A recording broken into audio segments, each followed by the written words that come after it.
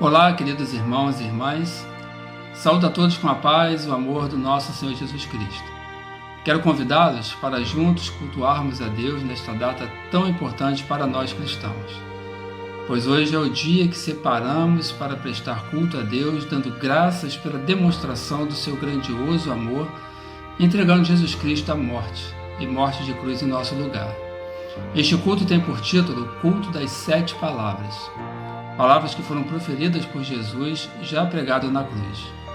Estamos fazendo este culto em caráter online por conta da quarentena aplicada pelo governo do nosso país e também pela recomendação da Igreja Presbiteriana do Brasil, contribuindo assim para o combate do coronavírus, conhecido também como Covid-19. Convoco a todos a orarmos pelos nossos governantes, profissionais de saúde que estão na linha de frente do combate a esta pandemia, por todas as pessoas que contraíram este vírus para que sejam curadas, por aqueles que não foram contaminados para que se mantenham livres e imunes, e também que nosso Deus console aqueles que perderam membros queridos de sua família. Reverendo Rafael Farves estará nos conduzindo em uma oração logo a seguir, e desejo que após esse período de quarentena possamos estar brevemente estarmos juntos, prestando culto a Deus em nossas próprias igrejas, com aproximação, carinho e sentindo o calor humano de cada irmão. Que Deus nos abençoe. Então quero convidar você agora a fechar seus olhos. Nós teremos um momento de oração, onde nós dirigiremos os nossos corações e as nossas mentes ao Senhor. Nós sabemos que Deus tem cuidado de nós. E vamos juntos clamar pela sua misericórdia. Feche seus olhos, vamos falar com Deus, vamos colocar os nossos corações diante dele. Vamos orar? Deus de amor e de infinita bondade, nós te agradecemos, Pai, pelo teu cuidado. Te agradecemos, Senhor Deus, pela tua proteção. Te agradecemos, pois tu és um Deus rico em graça e misericórdia. E nesse instante difícil que nós temos vivido, é pela tua misericórdia que nós queremos clamar, Senhor. Nós sabemos que Tu és um Deus que cuida de nós. E por isso nós pedimos, Senhor Deus, tem misericórdia desse povo que tanto tem sofrido, Senhor Deus. Tem misericórdia daqueles que estão agora internados. Tem misericórdia daqueles que estão enlutados. Tem misericórdia, Senhor Deus, daqueles que nesse instante estão em suas casas, absolutamente assolados pelo medo e pelo pavor, Senhor Deus. Que a Tua bondosa mão esteja agindo de maneira transformadora em toda essa situação que nós temos vivido. Nós pedimos por esse tempo, Pai, de meditação na Tua Palavra que teremos agora, esse tempo de celebração, Pai, que a Tua mão dirija, conduza os nossos corações para que de maneira muito clara a gente consiga ouvir aquilo que o Senhor tem para cada um de nós nesse dia, Senhor Deus. Nós Te louvamos e Te agradecemos pela oportunidade de nos reunirmos virtualmente como Tua igreja, como igreja do Senhor. Te reunir, Pai, virtualmente como presbitério de Guanabara, como igreja do presbitério de Guanabara, para ouvir a Tua voz. Em nome de Jesus. Amém, Senhor.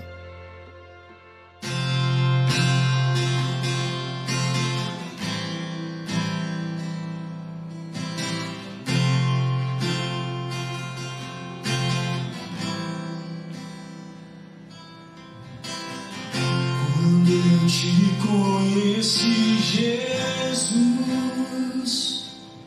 o meu caminho brilhou.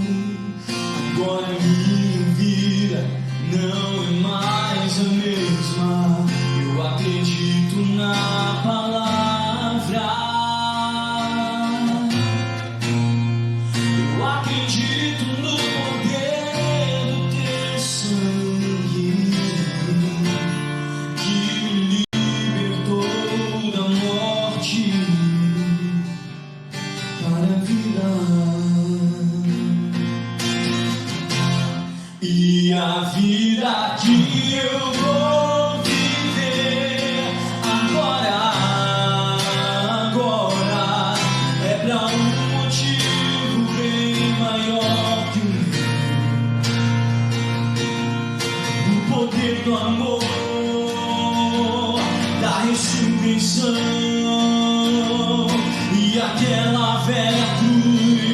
está vazio agora. E a vida que eu vou viver agora é pra um motivo bem maior que o meu. O poder do amor da ressurreição e aquela velha cruz está vazia agora.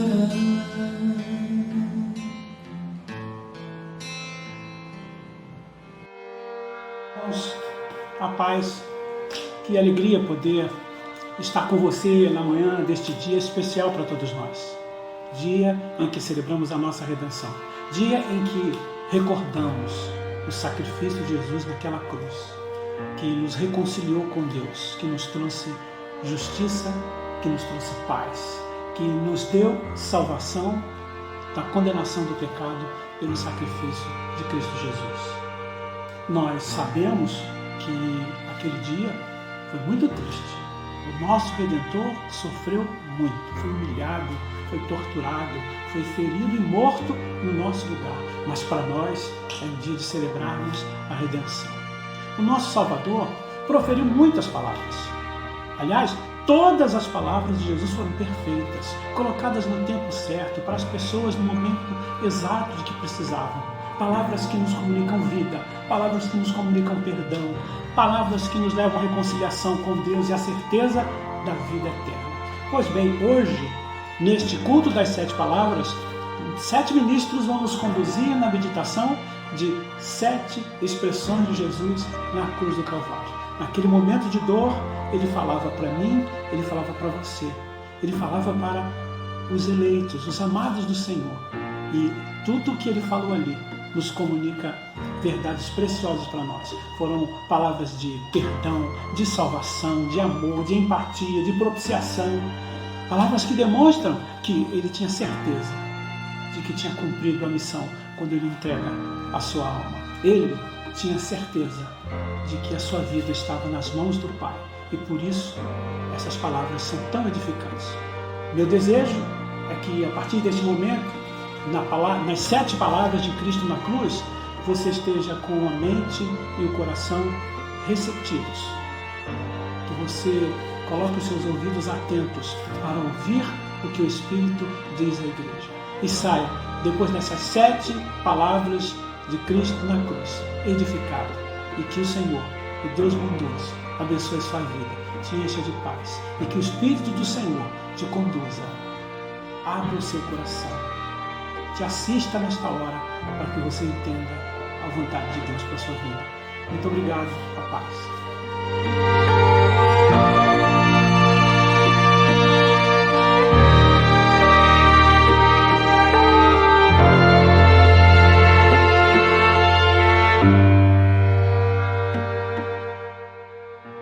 A primeira palavra de Jesus lá na cruz, registrada em Lucas 23:34, diz assim: Pai, perdoa-lhes porque não sabem o que faz.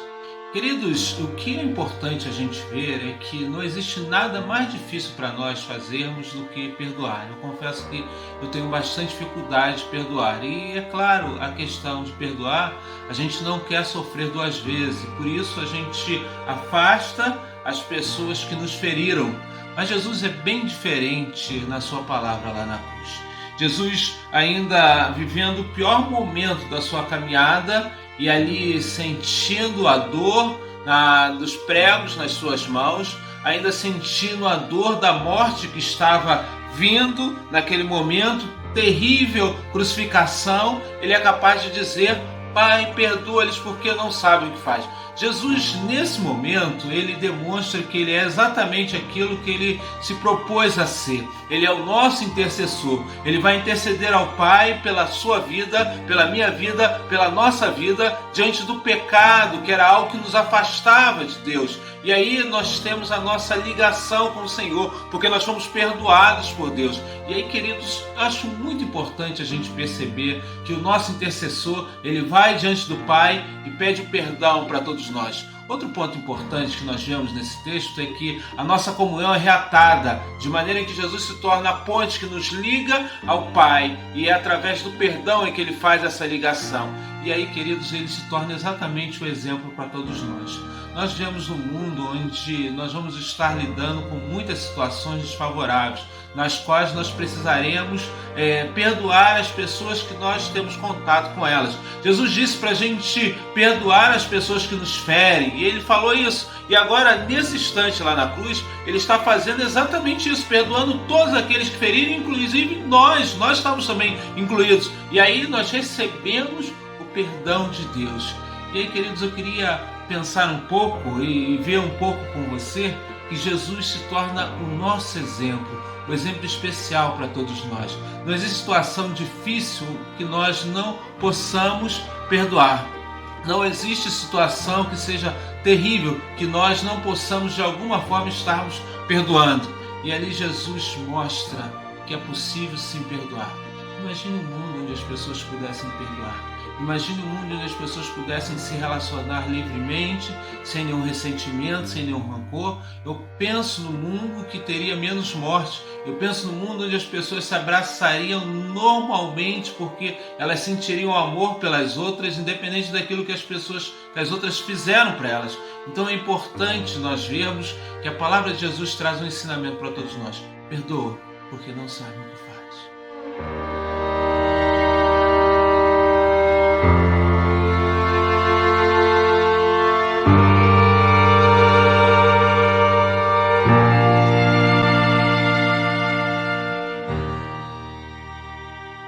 Segunda palavra de Jesus na cruz.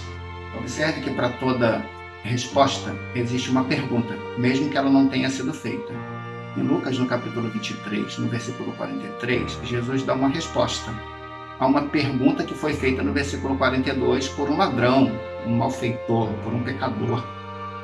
Ele faz a seguinte pergunta: lembre-se de mim quando você vier no seu reino. E aí Jesus dá uma resposta: em verdade lhe digo que hoje você estará comigo no paraíso.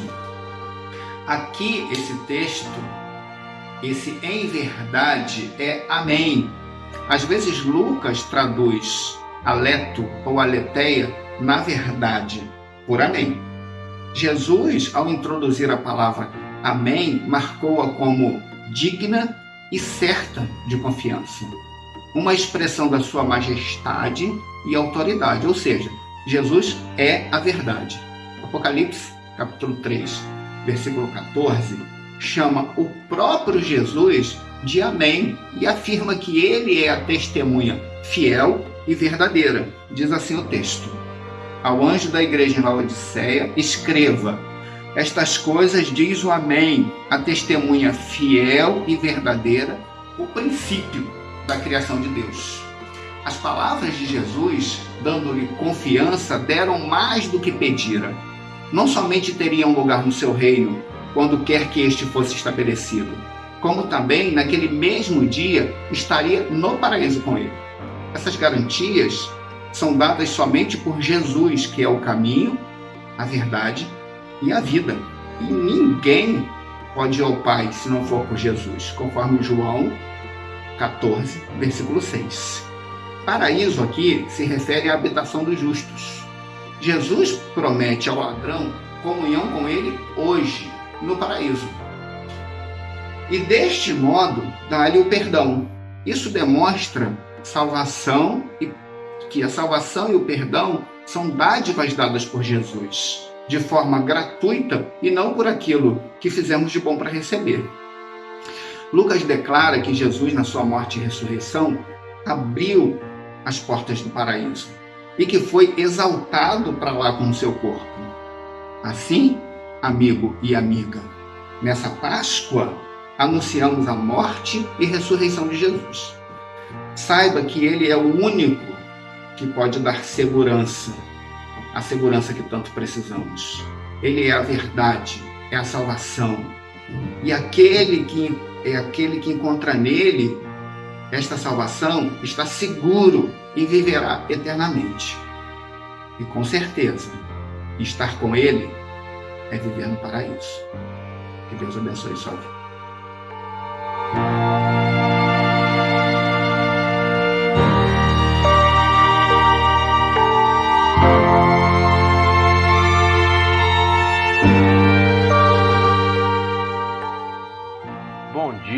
amados irmãos e irmãs, nós vamos fazer a leitura do texto que se encontra no Evangelho de João, capítulo 19, versos 26 e 27. Vendo Jesus, sua mãe, e junto a ela o discípulo amado, disse: Mulher, eis aí o teu filho.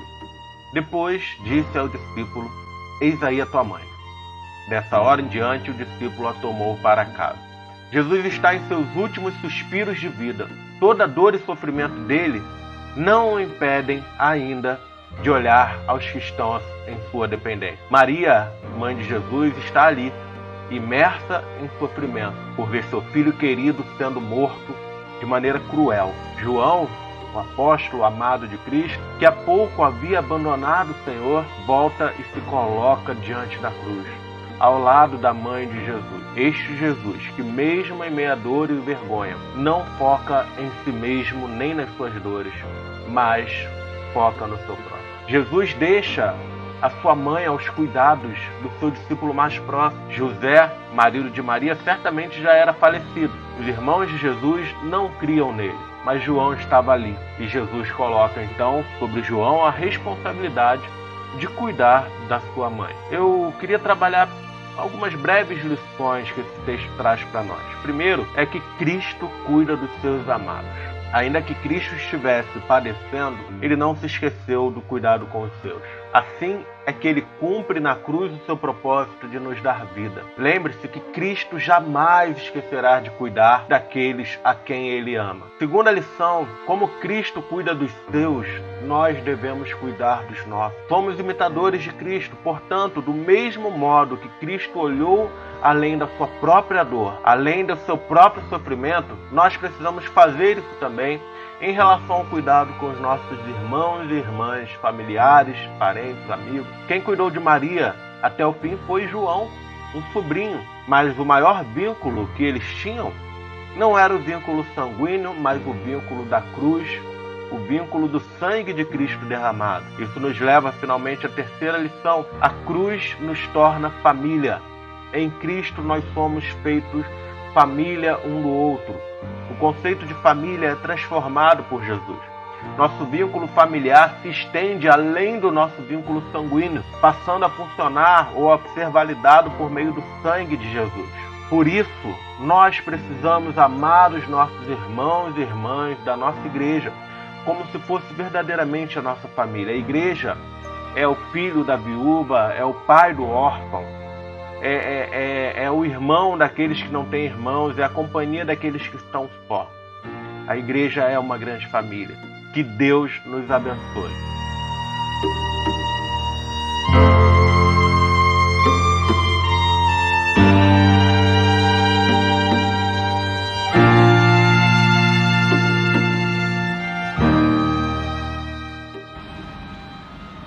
Olá, que a doce e maravilhosa graça de Jesus esteja sobre você e sobre sua família. Estamos aqui celebrando, meditando e lembrando da morte de Jesus, quando ele estava naquela cruz, horrível cruz, e lá falou algumas palavras. E um dos textos diz assim: por volta da hora nona, Jesus clamou em alta voz, dizendo: Eli, Eli, lama sabachthani, o que quer dizer: Deus meu, por que me desamparaste?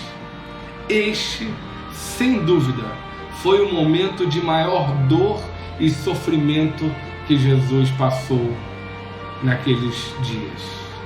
Foi o maior momento de dor e de sofrimento. Ali, Jesus estava recebendo todo o peso de todo o pecado de toda a criação. Perceberam? É muita coisa. Muita coisa. E aquele que não conheceu o pecado se fez pecado por causa de nós. Este é o momento que eu queria compartilhar com você. Porque neste momento Jesus experimentou o abandono do seu Pai.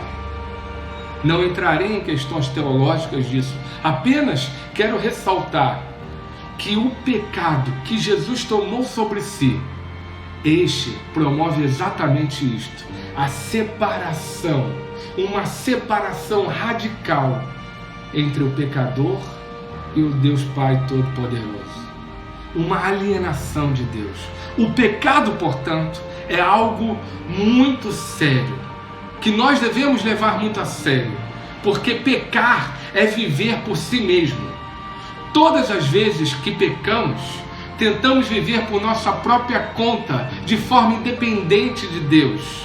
Muitas vezes nós caímos na falácia de acreditarmos que viver assim, independente de Deus, é bom e é possível. Contudo, isto é apenas uma grande ilusão. Jesus passou por tudo isso por amor a cada um de nós e a toda a criação. Ali naquela terrível cruz, onde as trevas tomaram parte de todo mundo, Ele tomou sobre si todo o pecado, para que nós fôssemos reconciliados com o Pai e fosse inaugurado um novo tempo, o tempo da chegada do reino de Deus. Jesus sentiu o desamparo para que nós pudéssemos ser filhos adotados de Deus e cooperadores com Ele na vida da construção e edificação do seu reino, da restauração de todas as coisas. Hoje lembramos com pesar da sua morte, mas na certeza da sua ressurreição e na esperança da sua segunda vinda. Vivendo assim, nós, em comunhão uns com os outros e também com Ele, cooperando para a manifestação e concretização do reino dele, para que aqui na terra seja feita a vontade de Deus, como é feita nos céus. Viva assim, vivamos assim, para a glória e louvor de Jesus. Deus te abençoe. Amém.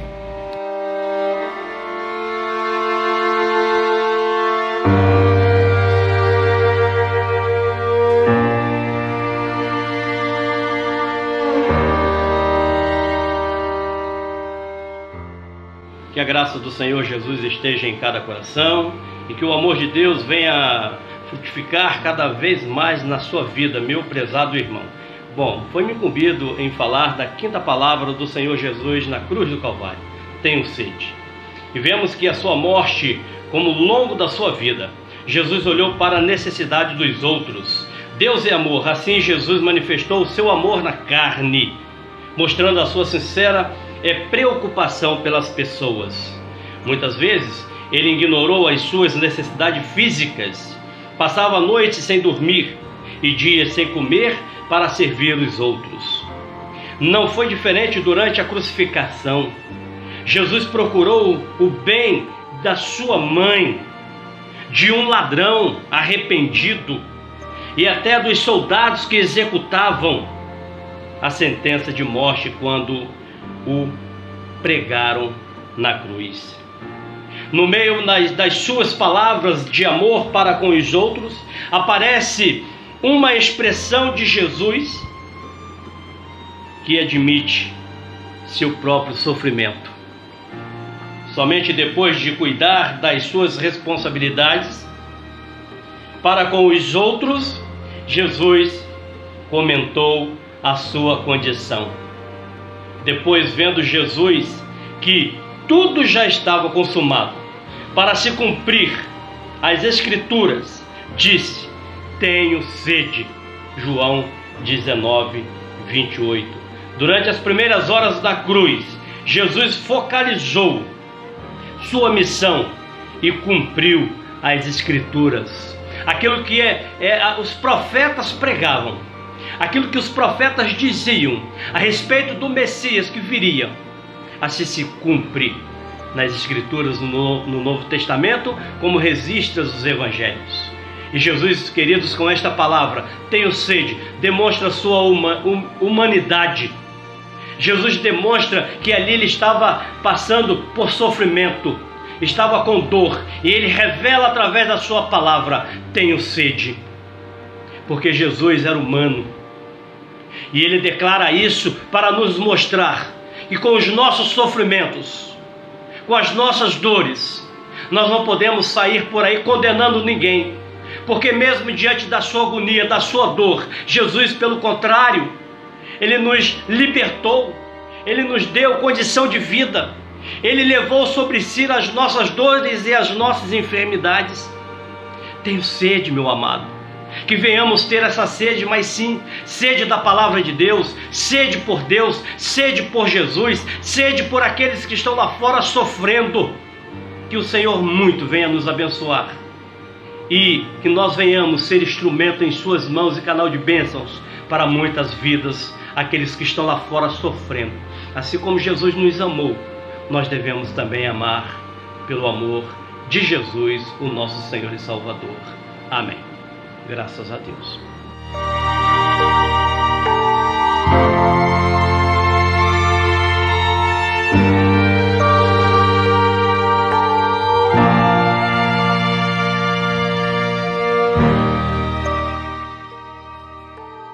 João 19, verso 30. E quando Jesus tomou o vinagre, disse: está consumado. E inclinando a cabeça, entregou o Espírito. Na sexta palavra, o Senhor Jesus diz algo fundamental para a fé cristã: está consumado. A palavra grega aqui significa liquidado, pago. O preço necessário para que os nossos pecados fossem perdoados foi pago na cruz. Os meus pecados passados, presentes e futuros foram pagos naquela cruz. Romanos 10, versos 23 diz: o salário do pecado é a morte, mas o dom gratuito de Deus é a vida eterna em Cristo Jesus, o nosso Senhor. Antes de pensarmos na misericórdia e no amor de Deus, precisamos pensar no tamanho da nossa dívida. Toda vez que nós pecamos, nós nos rebelamos contra Deus, o ofendemos. Cada ato que eu cometo de independência é uma afronta a Ele. Cada vez que eu aumento meu tom de voz para responder alguém, cada vez que a inveja, a raiva e a vingança tomam conta do meu coração, cada vez que o medo e a ansiedade me fazem duvidar do cuidado amoroso de Deus, cada vez que eu me deixo levar pelos meus sentimentos, cada vez que eu escolho viver longe de Deus de maneira independente, eu peco. A dívida aumenta. Efésios 2, versos 4 e 5 diz: mas Deus, sendo rico em misericórdia, por causa do grande amor com que nos amou, e estando nós mortos em nossos delitos, nos deu vida juntamente com Cristo. Pela graça sois salvos. Diante da perversidade do meu pecado, do tamanho da minha dívida, eu encontro a graça salvadora de Deus. Uma graça perdoadora que foi consumada na cruz.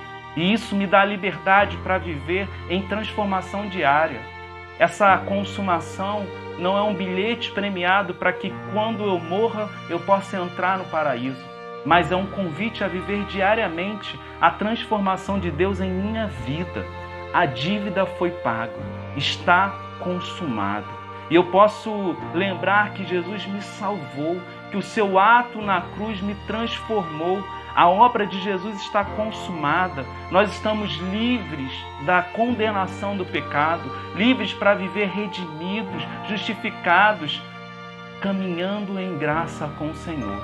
Te convido essa manhã a viver como quem foi salvo na cruz, como quem sabe, como quem conhece que a obra está consumada, não há mais condenação em Cristo Jesus. Nós estamos livres. Viva como alguém livre em Cristo.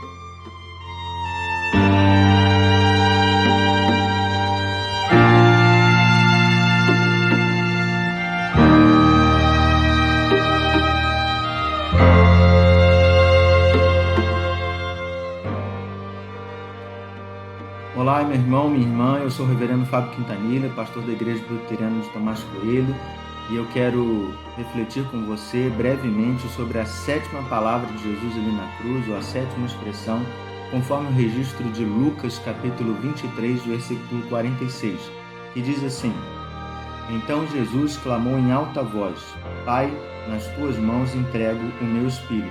E dito isto, expirou. Pai, nas tuas mãos entrego o meu espírito. Confesso a você que o uso da palavra entrego, dita por Jesus, me captou.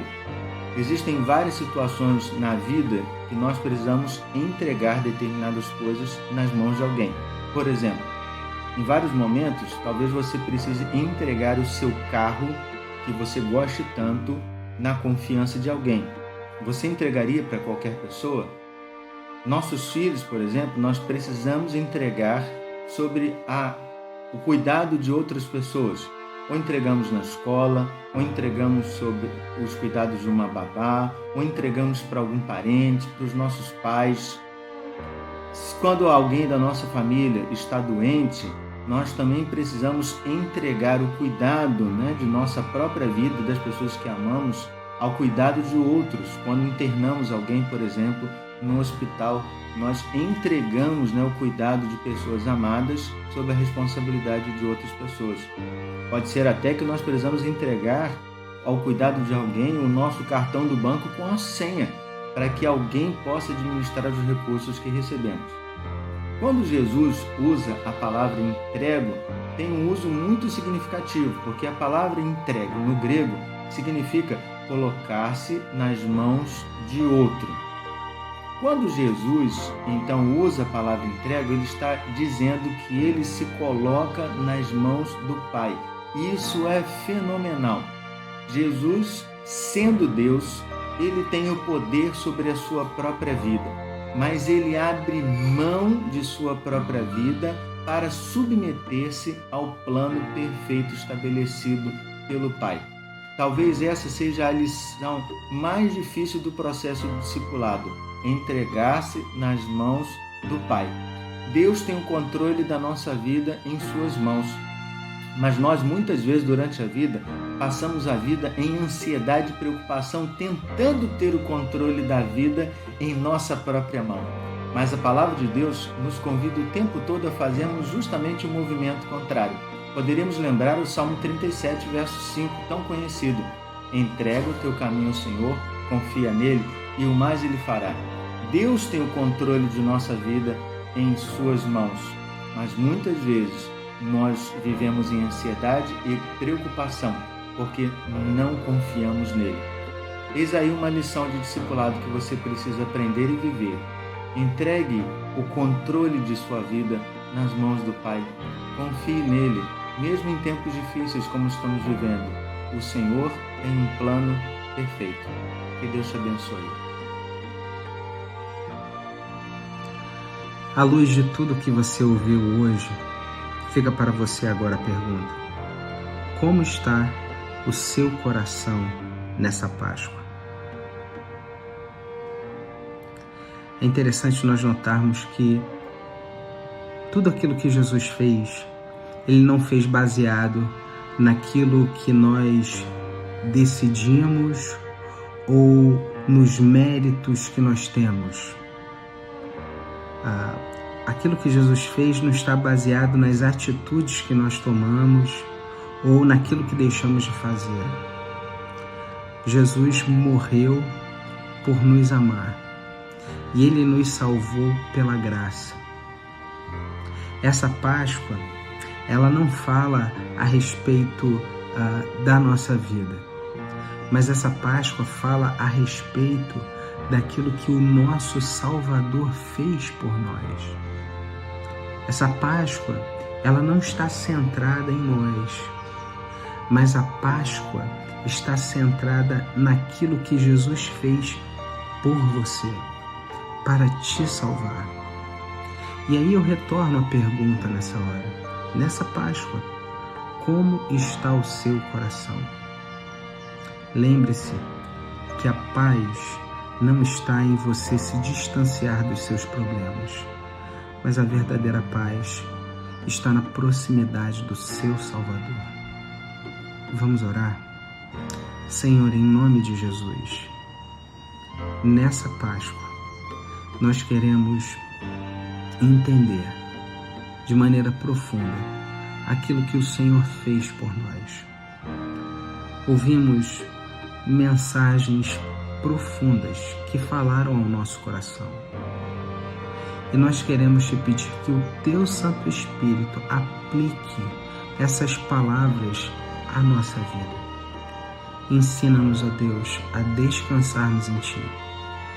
Ensina-nos, ó Deus, que tudo aquilo que nós precisamos, o Senhor já fez em Cristo por nós. Sustenta a cada um dos Teus filhos e derrama sobre eles a Tua paz. Em nome de Jesus. Amém. Irmãos e irmãs, queridos, nós esperamos sinceramente que as palavras que você ouviu a respeito do amor de Cristo, da entrega dele na cruz, tenham falado ao seu coração profundamente e que tenham encorajado você a seguir a Cristo mais intensamente e mais de perto. Que seu final de semana seja grandemente abençoado. Vamos pedir a bênção do Senhor sobre as nossas vidas nesse momento. Irmãos e irmãs, que a graça do nosso Senhor e Salvador Jesus Cristo, que entregou a sua vida por nós na cruz, que o amor perfeito e incondicional de Deus, nosso Pai bondoso, que deu seu próprio Filho pela nossa salvação, e que a presença fortalecedora do Espírito de Cristo esteja sobre cada um de nós ao longo da nossa vida e até o dia da volta gloriosa do Senhor. Amém e amém.